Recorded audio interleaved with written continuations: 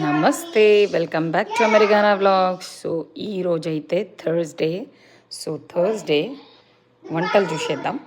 సోరకాయ కర్రీ, సోరకాయ పాలు పోసి వండిన సోరకాయ.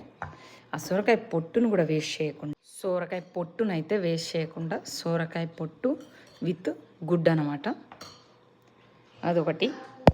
అండ్ టమాటా పప్పు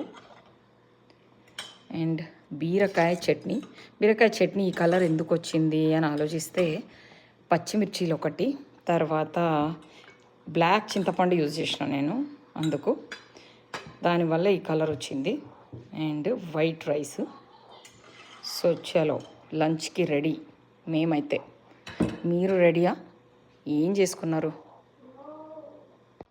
సో ఈ సొరకాయ పొట్టుని మనము చెక్కు తీసేదాంతో కాకుండా స్పూన్ ఇవ్వండి, ఇట్లాంటి స్పూన్ తోటి ఇట్లా ఇట్లా ఇట్లా అని దాన్ని వాటర్లో వేసి మొత్తం రసం అంతా పిండేసి తర్వాత దాన్ని సేమ్ గుడ్డులుగడ్డ వండినట్టు వండుకోవడమే.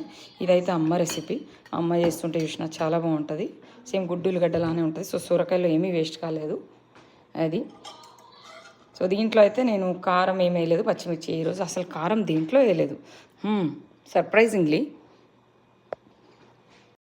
ఫస్ట్ అయితే ప్రోటీన్తో తిందాం, విచ్ ఈస్ దిస్ ఎగ్, సోరకాయ పొట్టు ఎగ్ కర్రీ. చూద్దాం. కారం పొడి అయితే వేయలేదు, అంత కారం ఏం లేదు, బాగుంది. ఎక్కువ కారం తినొద్దు కదా మరి.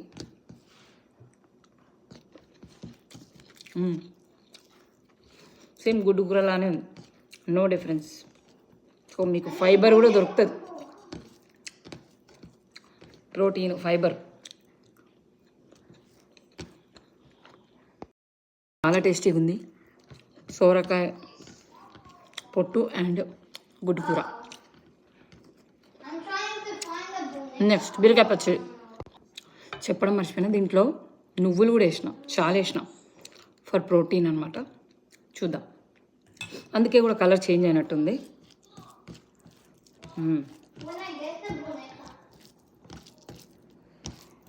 కలర్ ఒక్కటి బాగుంటే ఇంకొంచెం మంచిగా అనిపించేది.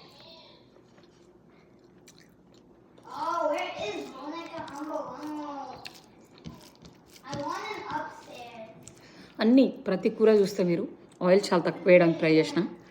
ఓ బై ద వే, టమాటా పప్పు నెయ్యితో వేసినాం పోపు. పప్పులు ఎప్పుడైనా నెయ్యితో పోపు కాంబినేషన్ బాగుంటుందంట, అందుకని. ఓకే, ఇప్పుడు టమాటా పప్పు